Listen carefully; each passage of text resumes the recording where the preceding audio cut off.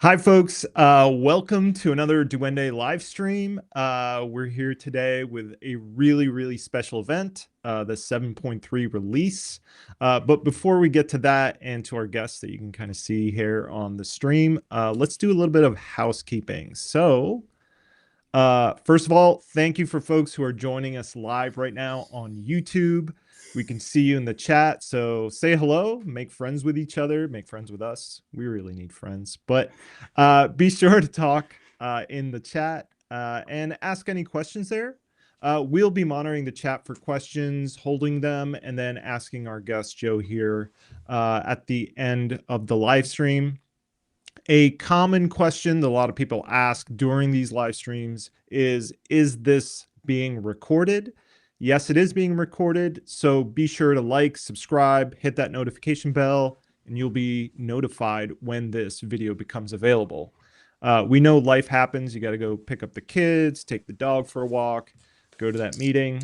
So feel free to pause, start the video again, or even just come back and rewatch it a couple times. And again, be sure to like, subscribe.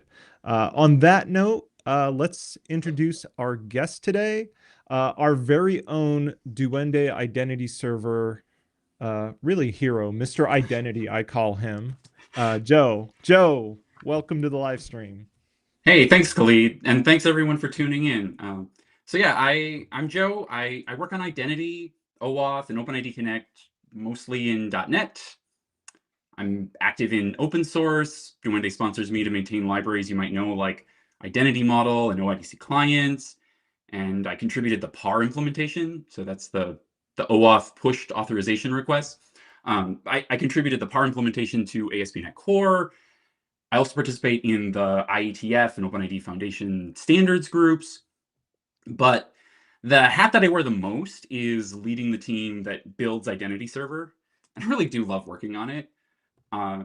Very proud of the work that our team has done over the past few months, which brings us here to talk about the recent release of version 7.3.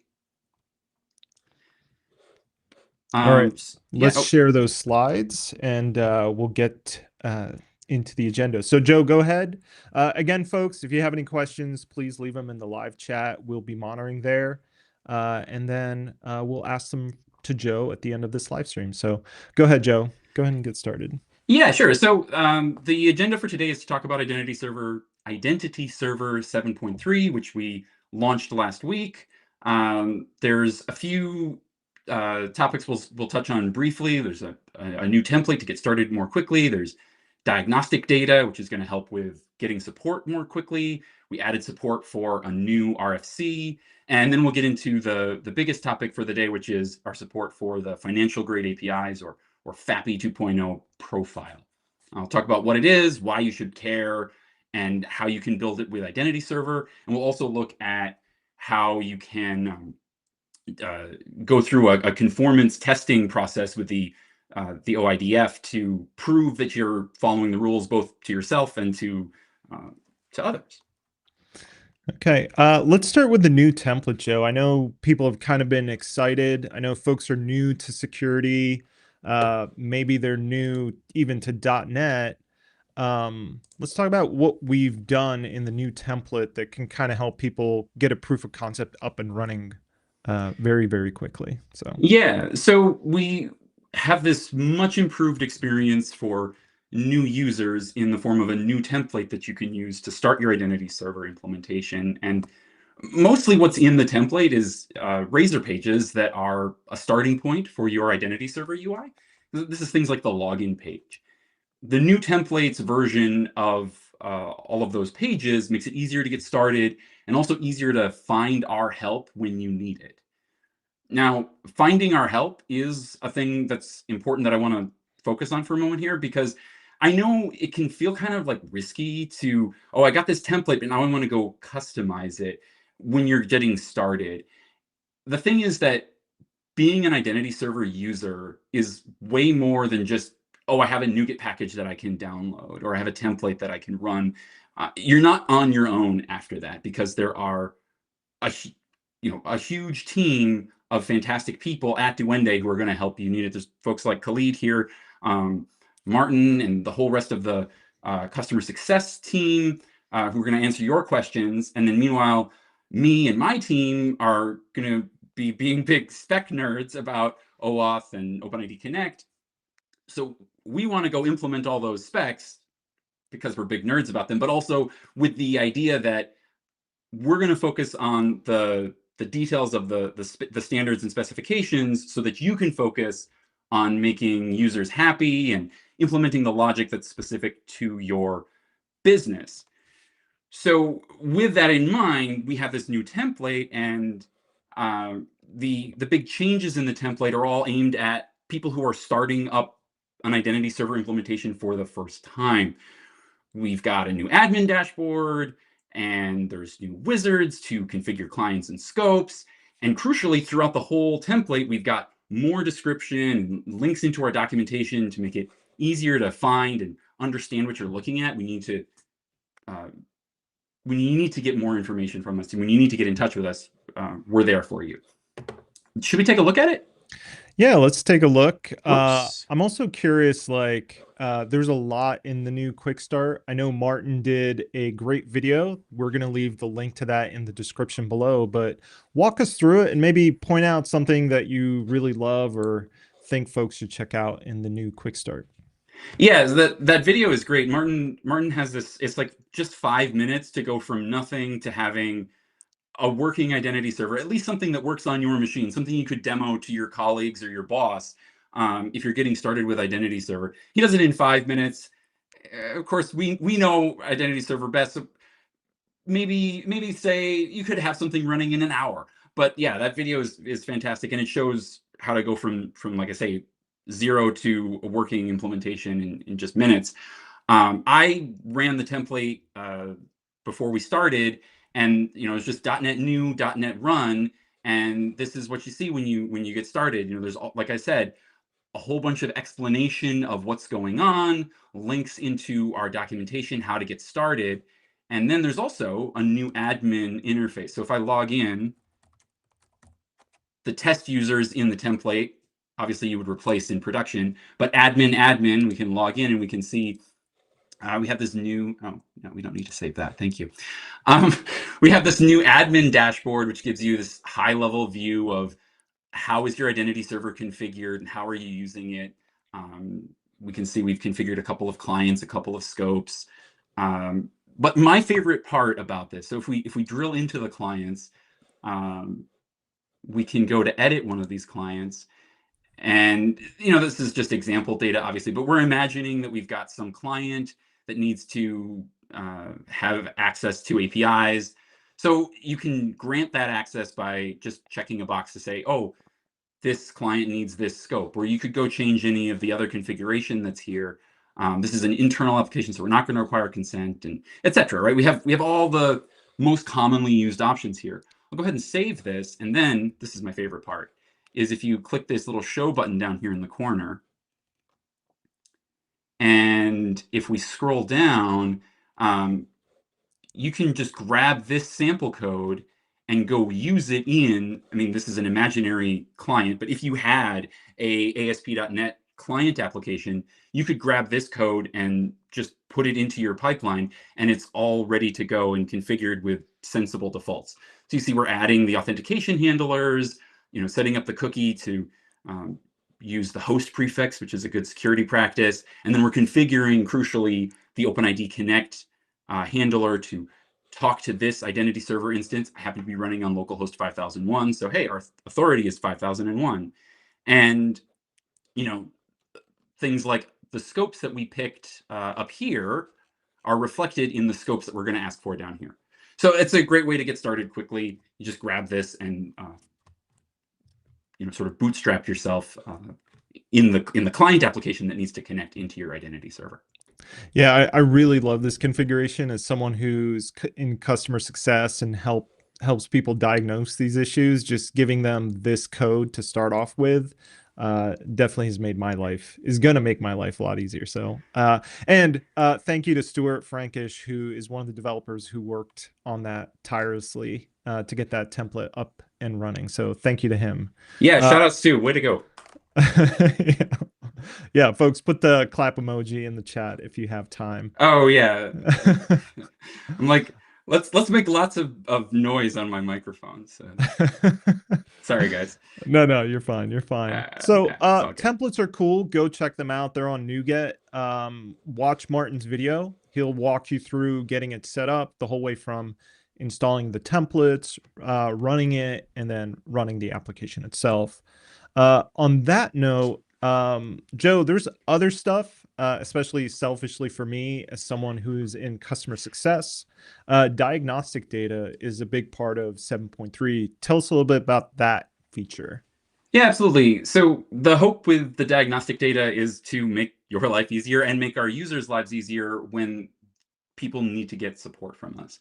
I think we've all had the experience, whether it was with Duende or with some other organization where you needed to get support, where you open a support ticket, but then you have several interactions where you go back and forth, and it's like, oh, what version of this library are you using? Oh, how is this other thing configured? And the idea is that with the diagnostic data feature is that we can just gather all of that. That is to say, Identity Server can gather all of that information into one place and make it convenient to share. So what Identity Server will now do is periodically log this snapshot of diagnostic information. Then if you ever need to ask for support, you just grab that diagnostic data and share it with the customer success team. And then folks like Khalid will have it right away. And so you get a streamlined process for getting support. Really importantly is that we designed this feature with user control as probably the top priority. All that we're doing is writing JSON data to your logs. We're never gonna like phone home or send data anywhere automatically. And we're using the same logging system as everything else in Identity Server with a dedicated category. So you can easily filter it or write it to a separate file or just turn it off completely if you don't want it.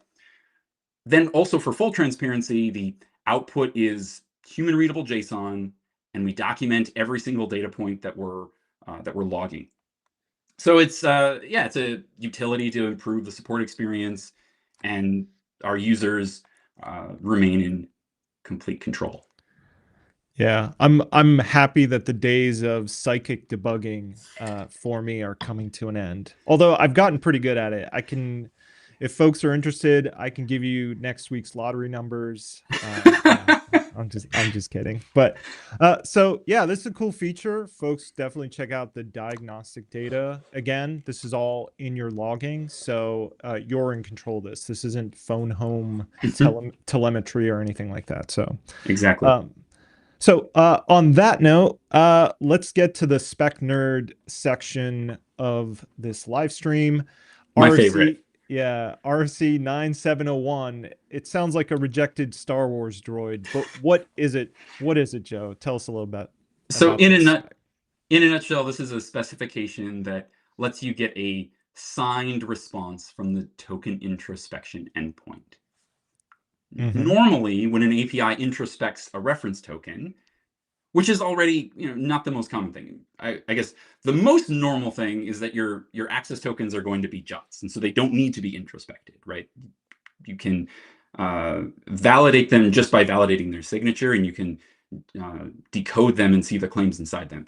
But if you're using a reference token, it's an opaque value, and so then the API is going to present that token to the introspection endpoint at Identity Server, and the response normally is just a plain piece of JSON, which is fine in most cases. But the thing that can't do is prove what the response was later on. So this new standard allows the API to, when it's asking for introspection, also ask for the response to be wrapped up in a cryptographically signed JOT. The benefit of doing that is non-repudiation. So now the API has this object that they can store, and that would become a permanent auditable record of the claims at that moment.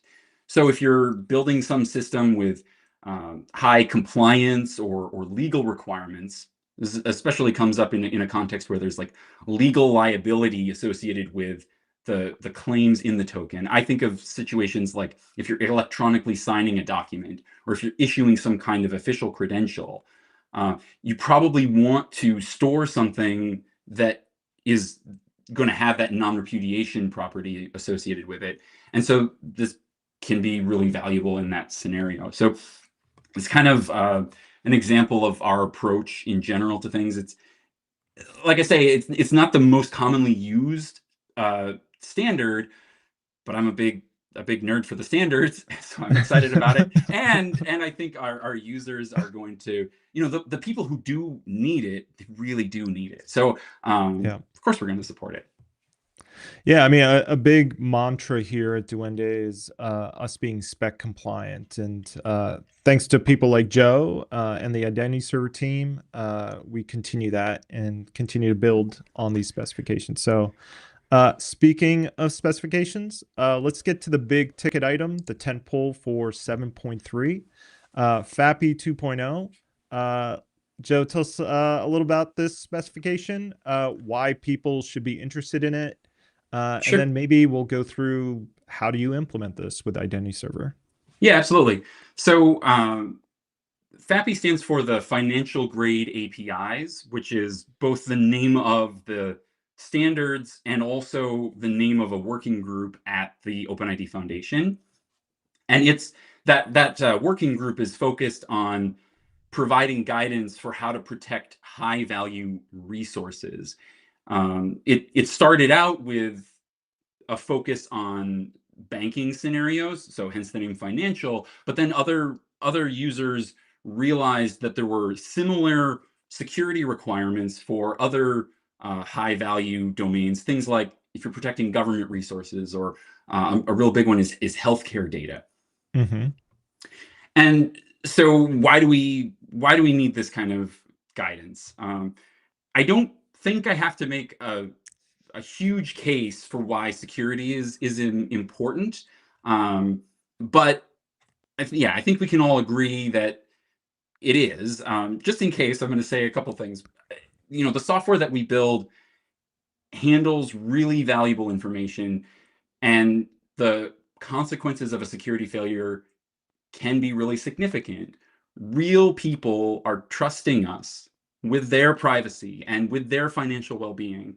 So I feel an ethical and moral obligation to keep their data safe. But even beyond like my personal commitment to that, at a sort of selfish company level, security breaches are expensive and they damage your brand. And, yeah, like I say, I think everybody agrees security is really important.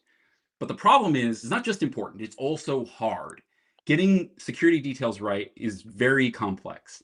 You don't have to cast the net very wide to find something like 100 standards and specifications related to OAuth and OpenID Connect. I was at the OAuth security workshop in Reykjavik this year, and that was what Mike Jones said in his talk. He's like, "Look, I counted. There are like 100 specs now. Let's be thoughtful as we, to the spec community. Like, whoa, let's slow down a little here, guys. This is hard." The problem that comes from that is that it's just not reasonable to expect that every single organization out there that's working with high value data is going to independently have engineers who are going to go read 100 different specifications and understand what every single one of them really means and how do they all interact with each other, and then make no mistakes when they decide which things to use and which things not to use and how to use them together. And even if we're kind of in that fantasy land where you've got that level of expertise, and you're not going to ever make any mistakes, you still probably want to interoperate with third parties, and probably don't have nearly the same level of confidence in some random third party that you're interacting with who might not be quite as advanced as you are. Mm-hmm. Yeah, this all sounds very daunting and challenging. And you're right, like developers, we inherently want to provide the best solution, but we're trying to find a balance between providing the value for our users and stakeholders and making sure we're keeping security standards to the highest. So it's good that you're pointing this out. Um, tell us a little bit more. Like where do people get started? What are they thinking about FAPI 2.0? Like what's the zeitgeist around this Sure. specification? Right. So the idea with the FAPI 2.0 profile is that this is a way to kind of tame that complexity that I was just referring to. You basically what it is guidance from the community and the OpenID Foundation that's been codified into a standard. And in addition, it's that codification enables us to automate conformance testing, which allows us to validate for ourselves and others that we're following the guidelines appropriately. Hmm. So, yeah, it's like I said, it's a security profile for OpenID Connect ecosystems. And if you read the spec, it's basically there's like a checklist of things that you have to do and things that you must not do. And the great thing about when a spec says must is that that's something that is uh, something that you can validate, and Yeah. there's not room for ambiguity there. So I like that there's a lot of clarity, and that um, as I say, it's something that can be validated. The other thing that's great about it is that it's been really extensively reviewed by the entire OpenID Foundation, by experts in the community. It's been threat modeled and really well understood. So if you follow this guidance, you're establishing a really strong baseline of security. Yeah, I mean, I did read the spec, and you're right. It's a very good checklist, but it's one of those things that's like challenging if you don't understand what to do next. It can be like, okay, how do I execute on this? So, yeah, maybe this is a good time to maybe start looking at code, or where do you Yeah, want to go totally. next, Joe? Yeah, let's look at some code. So the thing that I worked on in the 7 point, or one of the things that I worked on in the 7.3 release was getting Identity Server to be FAPI compliant. Or why is my mouse not where I want it to be? Come on now. There we go. Sorry, guys. Um, Joe is a security expert. He's never claimed to be a mouse expert, folks. So give him a break. Go ahead, oh Joe. my gosh. Yeah. Um, right. So I went through the process of setting up an identity server implementation that would conform to the profile. I deployed it publicly on the internet, and then pointed the OpenID Foundation's conformance test suite at our deployed environment so that I could run the conformance tests. And it turns out that getting an identity server configured to follow the profile is pretty straightforward. And that's what I want to show you today is what code do you actually need to put into your identity server to get to a point where you're conformant with the spec. I also briefly am going to show what the conformance test suite looks like, because it's the thing that everybody can use. It's available to the public, and it's, while a little bit utilitarian in its aesthetics, it's a very useful tool, and I don't want you to feel intimidated by that tool. So I'll show how I set that up as well. So yeah, the place I'll start here is in the client configuration. Um, right. So the thing that ends up happening in the conformance test suite is that the conformance tests are, like I say, they're basically an integration test.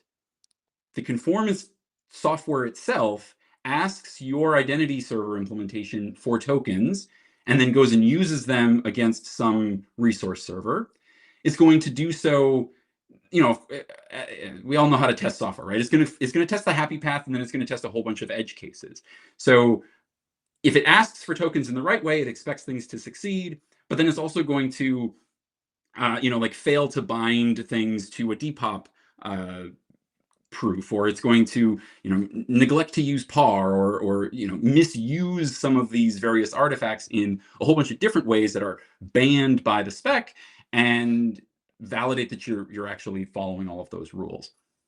So what we're doing here is we're just configuring our identity server implementation to say, here's what the client, in this case, the conformance test suite, is going to, how we're going to configure it in order to be able to ask for tokens correctly. The conformance suite wants two different clients. I'll just show the first one, and then the second one is basically configured the same, it just has a different client ID and secret. It does the two different clients so that it can prove that tokens for one entity aren't used inappropriately by the other. Mm-hmm. And so anyway, yeah, I very creatively for my conformance environment named it client number one. Then the first thing that the client has to do is authenticate itself. And this is, fairly standard for identity server, where we're going to say, what are the client secrets that the client can use to authenticate itself? And here we're defining a secret that's a JSON web key. This is the public key in a public-private key pair. So we're using a authentication mechanism called private key jot here. This is one of the rules of FAPI, is that when your client is authenticating, you're not allowed to use a shared secret. Shared secrets are generally frowned upon by security experts because it means that more parties have to manage and responsibly handle secrets.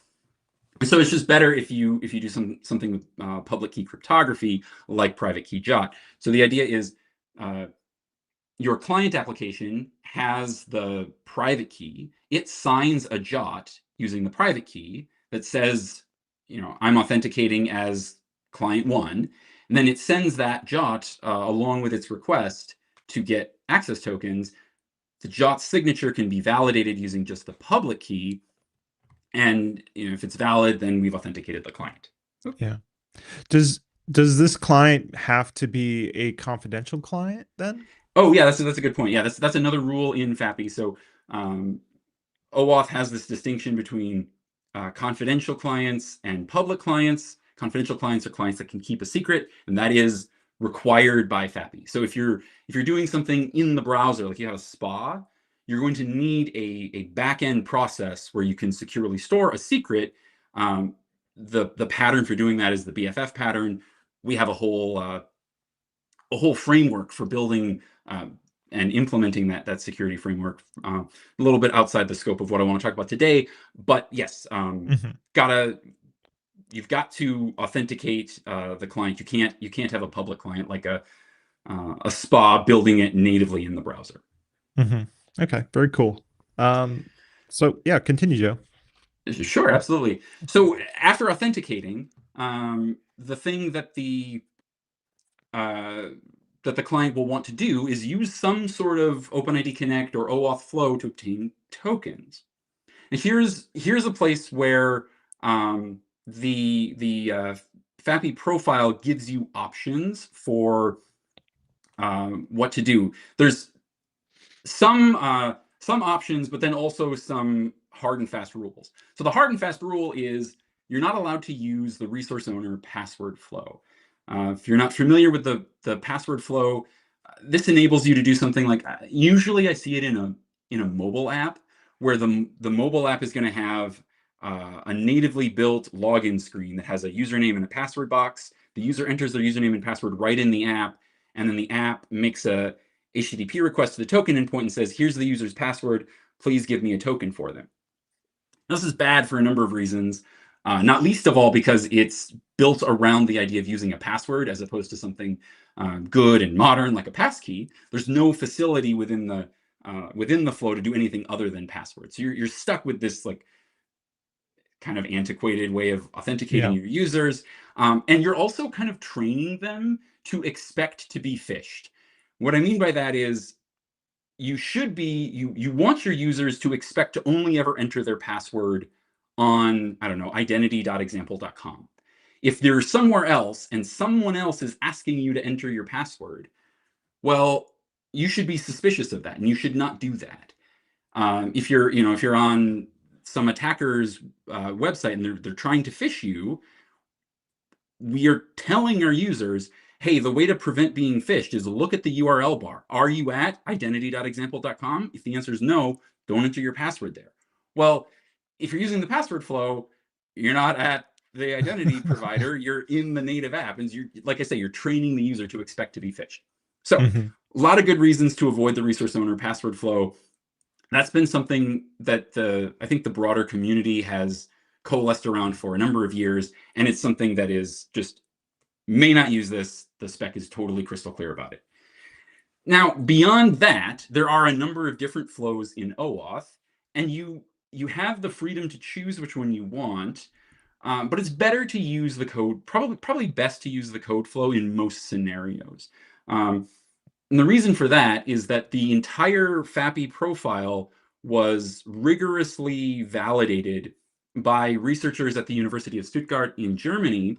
They made this like mathematical model of the protocol and then used that mathematical model to prove things about its security properties. Well, when they did that in their model, they had to pick some grant types to model, and they picked the code flow and also SIBA. So if you're using the code flow, you have the benefit of the flow that you're using has been subjected to the most rigorous analysis, and in most cases, this is the flow that you want anyway. So yeah, use the code flow. Now, when you're using the code flow, there's a few other things that the FAPI profile says you have to do. And a lot of these are fairly straightforward. Like Pixie is required. At this point, Pixie is pretty much table stakes for anybody who's doing OAuth or OpenID Connect. So PKCE is proof key for code exchange. Nobody pronounces it that way. Everybody says Pixie. And the idea is that, well, if you don't use Pixie, there is this well-known attack, a code injection attack that you are vulnerable to. So everybody should be using Pixie anyway. It's on by default in Identity Server. It's on by default in ASP.NET Core. It's on by default in most platforms. But good to have it in the profile. It's basically the profile is saying like, hey, don't shoot yourself in the foot. So I turned it on here just to emphasize that was a thing we had to do. The other options here, this authorization code lifetime is saying when the client application obtains a code, how long does it have before that code can't be used anymore? It's like normally the flow is that you obtain a code and then you immediately exchange that code for tokens. If you don't immediately exchange the code, something weird is going on, either an error or you're under attack. So codes naturally in Identity Server by default have a lifetime. Our default is 5 minutes. The FAPI spec goes a little bit more conservatively and says 1 minute. So we're just setting that to the 60-second lifetime that's required by the spec here. And then finally, we set up a couple of redirect URIs. This is going back, you can see, to certification.openid.net, which is where the where the conformance profile is running. And then it includes this little alias here. So when you're configuring your conformance test run, you can give it an alias. It's good to do, pick something that's unique to your organization so that you don't conflict with somebody else potentially. But yeah, this is just a normal part of the code flow, right? We redirect to the identity provider. The user logs in there and then is going to redirect back to our application. And to prevent open redirectors and things, we have to say what are the allowed redirect URIs that you can be sent back to. Now, weirdly, there's 2 of them here. This is something that the conformance test suite does, is they validate that you're actually following the very detailed part of the spec that says you're allowed to include arbitrary query parameters in the callback. So there's this dummy1 and dummy2 parameter here. We're not doing anything with those parameters, but yeah, you could imagine some extension to the specification that wanted to use some custom parameter. And the profile validates that works, so you just have to write it down. Okay, so that's how we configure the code flow plus Pixie. So to recap, we've got a client, it can authenticate. Then after it authenticates, it can ask for tokens using a reasonable flow like the code flow. And when it does ask for tokens, one of the things it's definitely going to do is it's going to ask for there to be a scope of access associated with the tokens it's requesting. Mm-hmm. Yeah. Well, before you move on to scopes, Joe, Oh yeah, just to reiterate too, that key is a public key. So if folks are curious, like, A, it's okay probably to have the key hard coded because it is public. It's not really a secret. But can folks also store these secrets in, say, like a configuration store or operational store? Yeah, absolutely. So all of this configuration data about the clients, I'm using for simplicity the in-memory configuration store. But Identity Server has this abstracted notion of how do you get at the configuration data. We have a version or an implementation of that interface that says it's just something that's in memory, so you can write it down, or we have a version of that interface, an implementation of that interface that talks to an entity framework database. Well, any database with an entity framework provider. And also, if you don't like entity framework and you want to hand code things yourself, you can go implement that interface and store it wherever you like.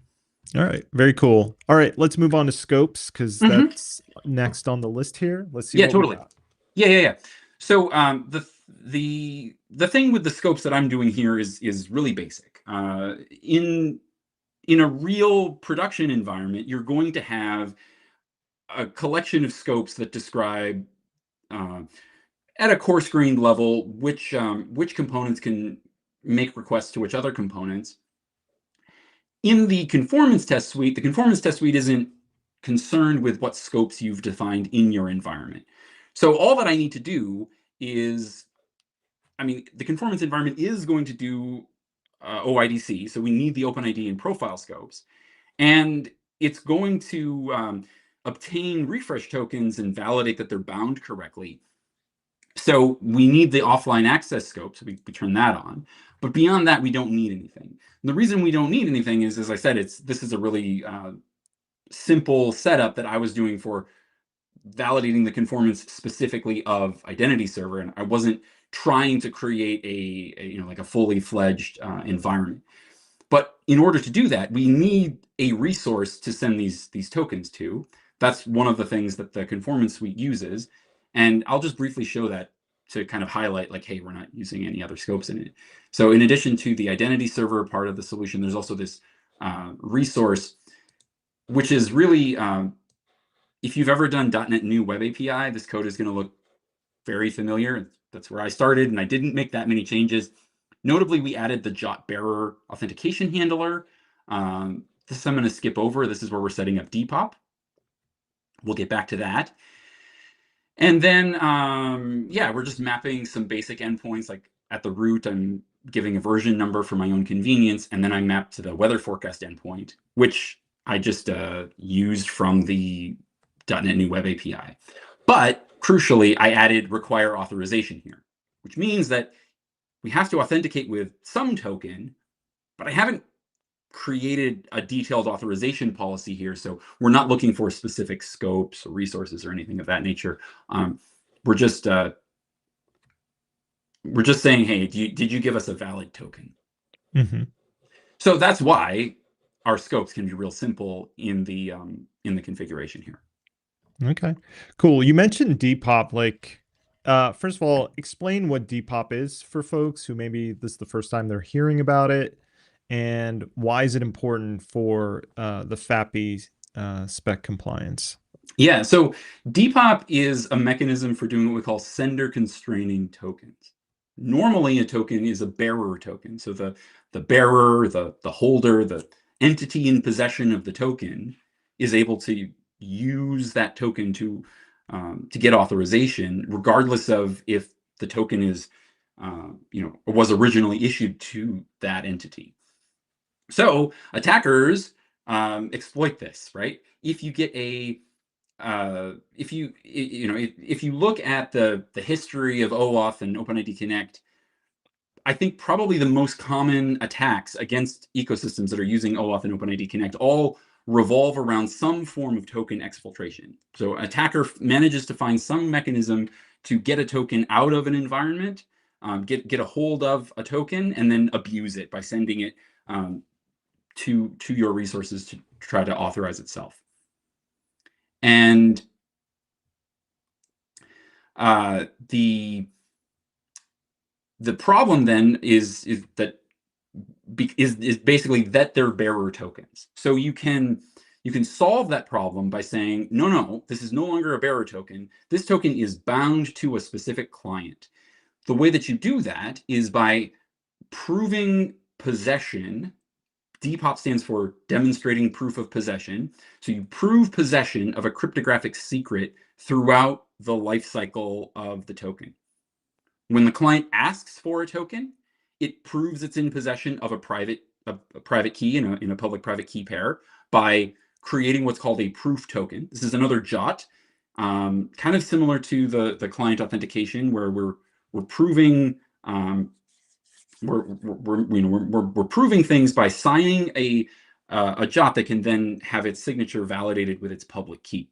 We present that proof token to the token endpoint at identity server, and then identity server will validate the proof token, make sure that that's signed correctly and that the claims inside are correct.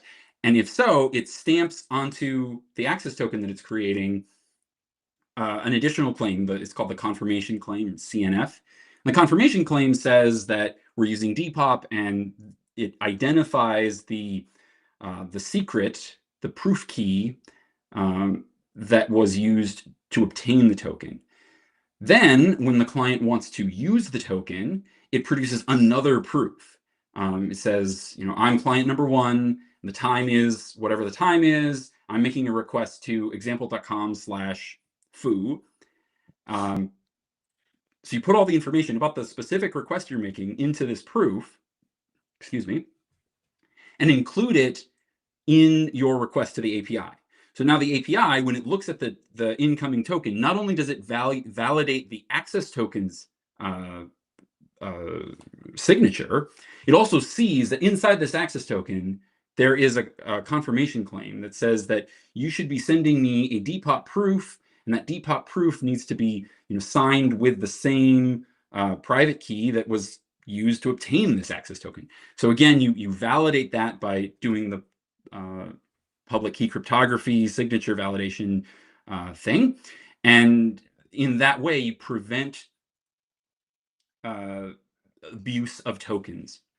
So this is really powerful. It was it's been in identity server since version 6.3, but putting all of these pieces together is what we really did in 7.3.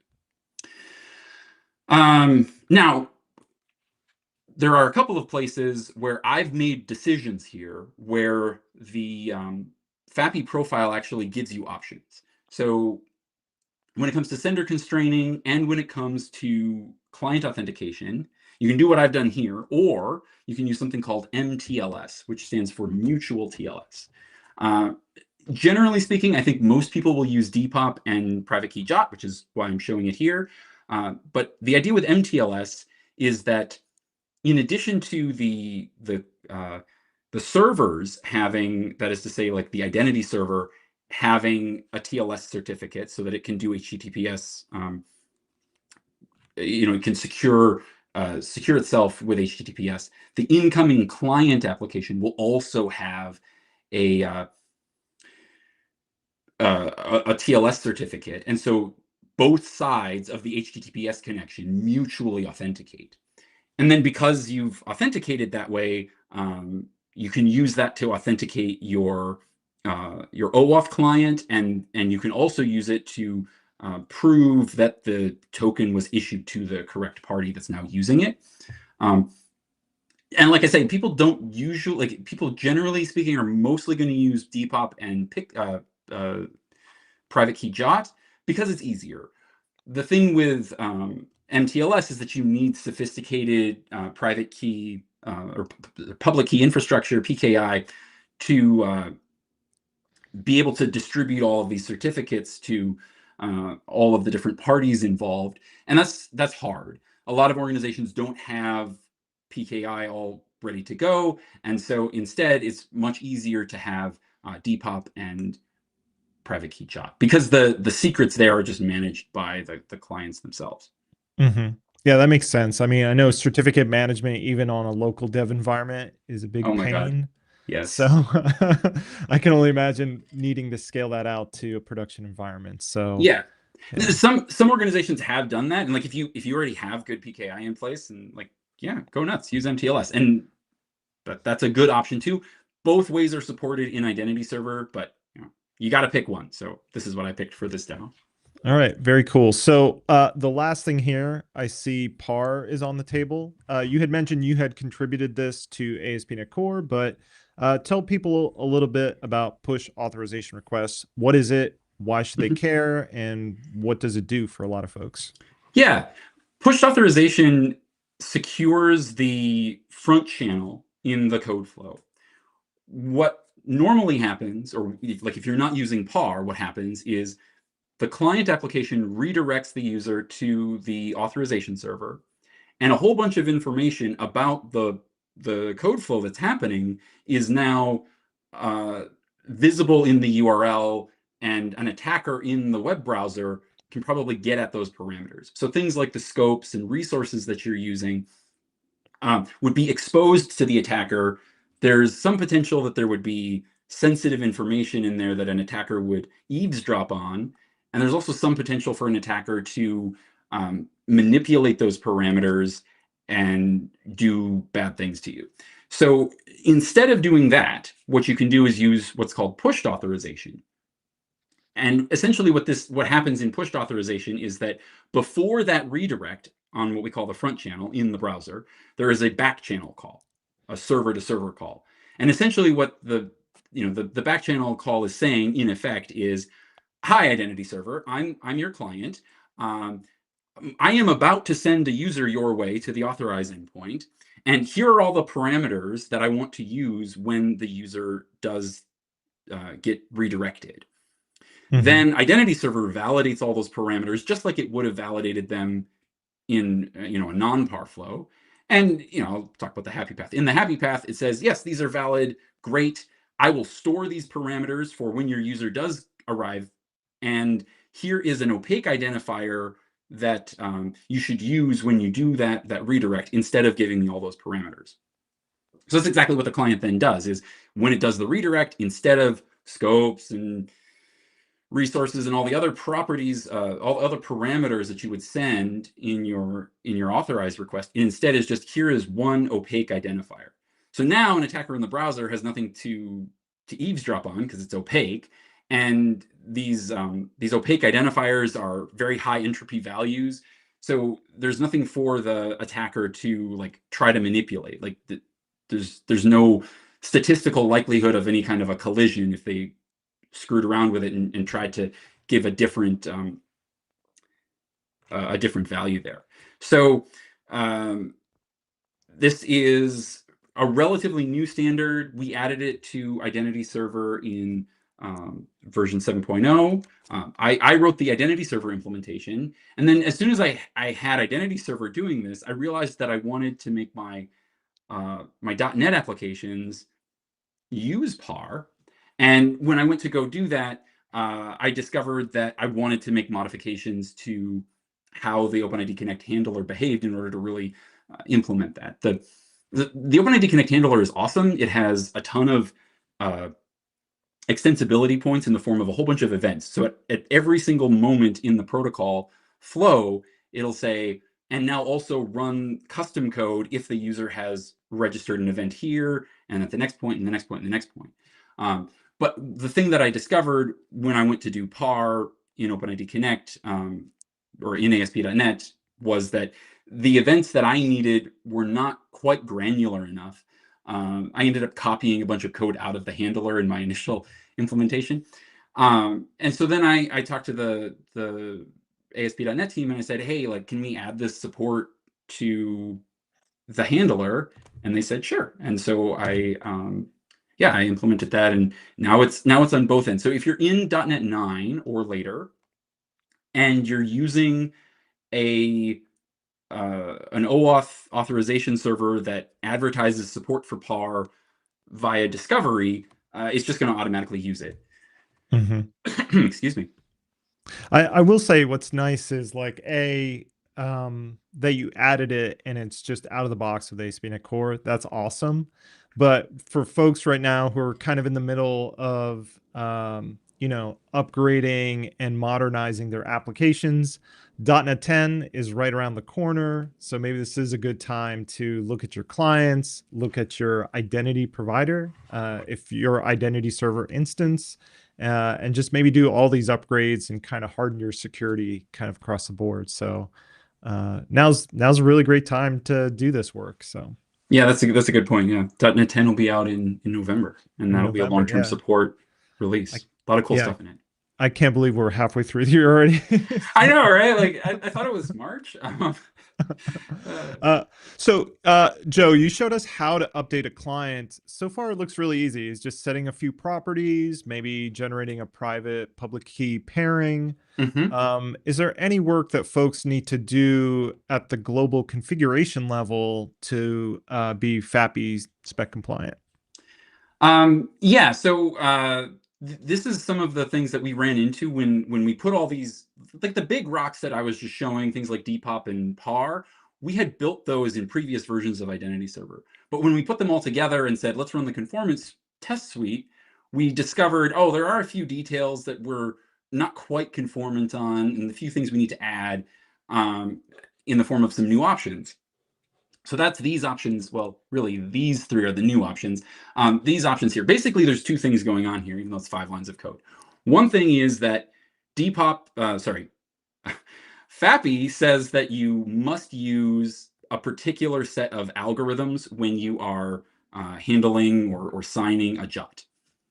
In particular, the sort of de facto standard that everybody uses, RS-256, is not allowed. You have to use like PS-256 or ES-256, or you can use the variants that have greater length. Like you could use PS-512 if you wanted to, but 256 is fine. So you have to do this for all the different kinds of JOTs in the world or in your ecosystem.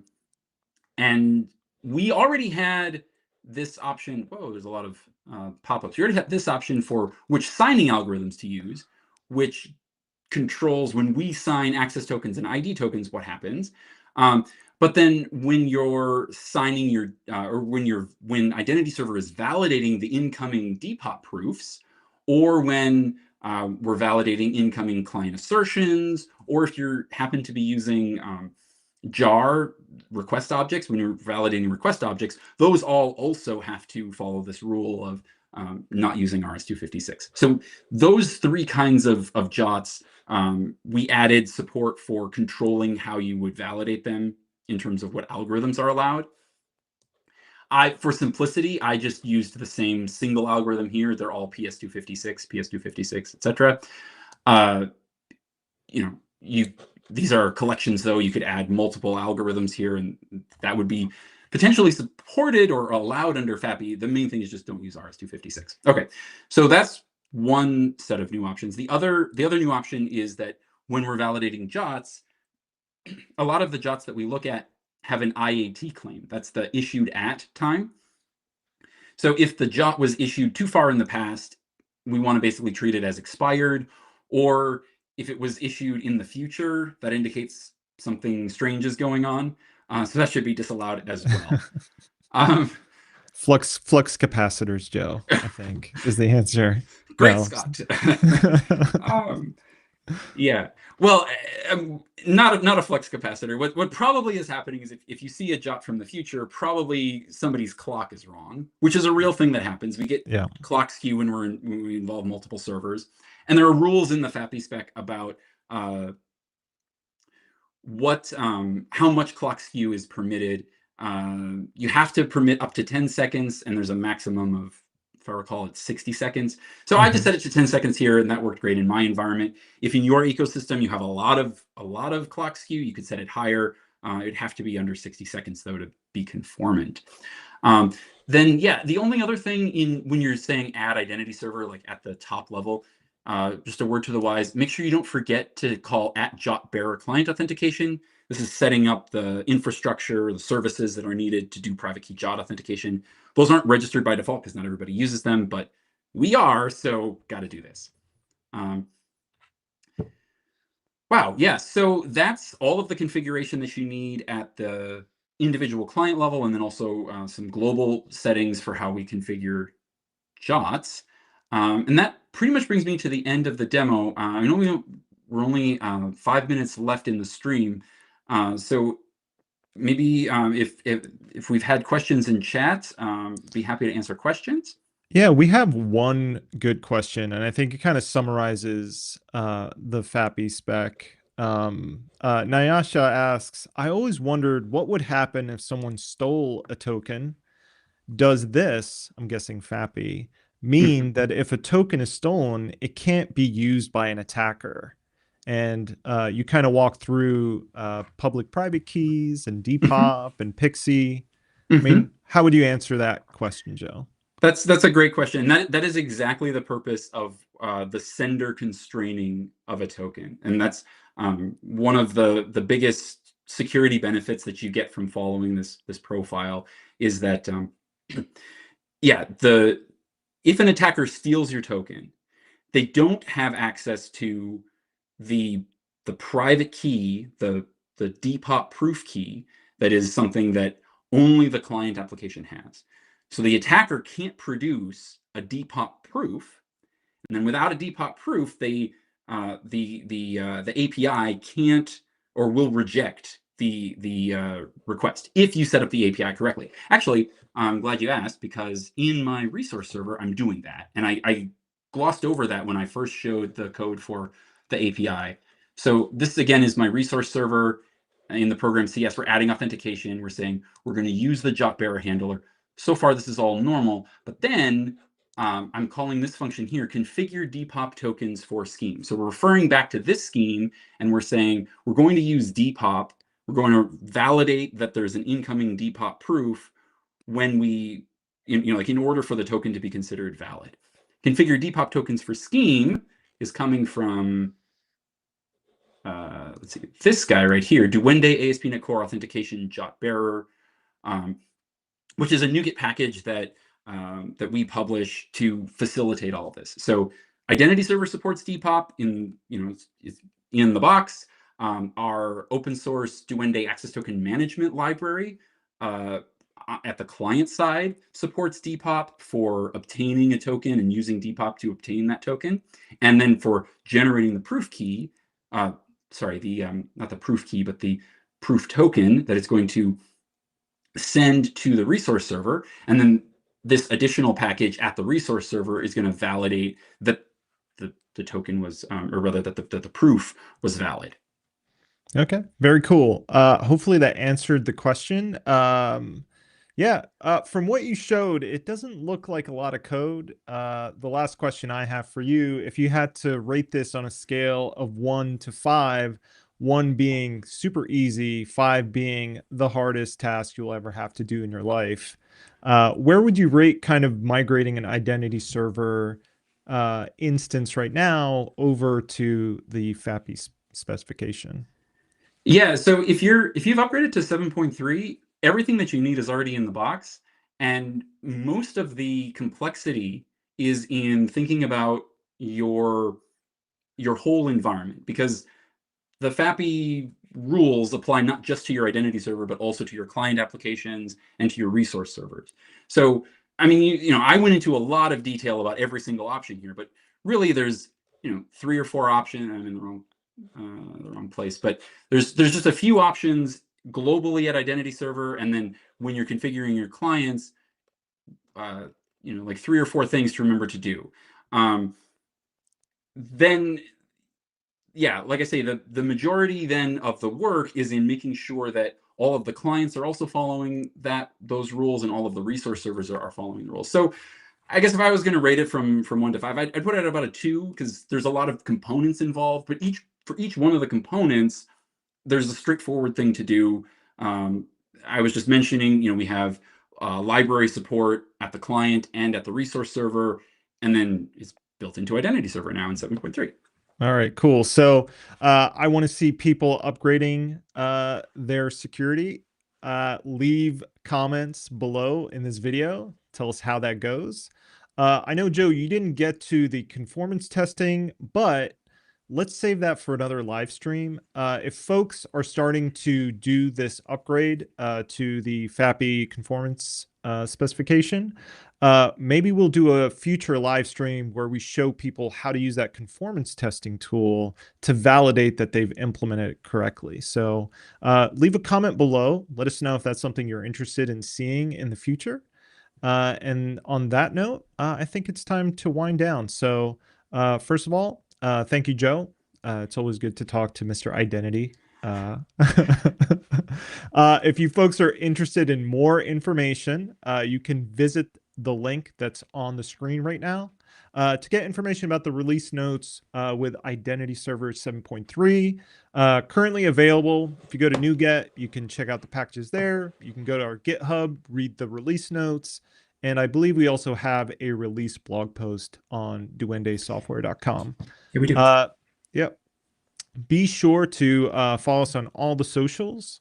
I think Blue Sky, LinkedIn. Follow us on the Duende community on GitHub.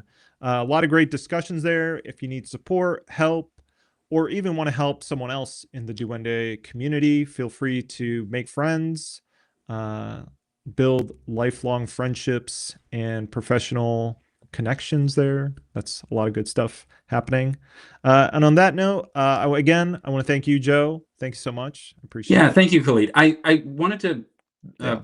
right before we wrap up, I see like a couple more questions in the chat coming through at the last second. Where should people where should we follow up with those folks? Yeah, folks, go if you have more questions, go put those in the GitHub community discussion or yeah, shoot us a email, I think. And yeah, we can answer them there, but GitHub community discussion is probably the best. Or just leave them in the YouTube comments. I think that's a good place as well. We'll be watching there and replying there as well. So Okay, yeah. So sorry, Jeff and Thomas didn't get a chance to answer your questions, but I will follow up with you guys. Okay. yep. On that note, folks, thank you. Thank you to the Duende developers who worked on this release. And thank you, community, for tuning in. And we'll catch you next time. See you later. Thanks, everybody.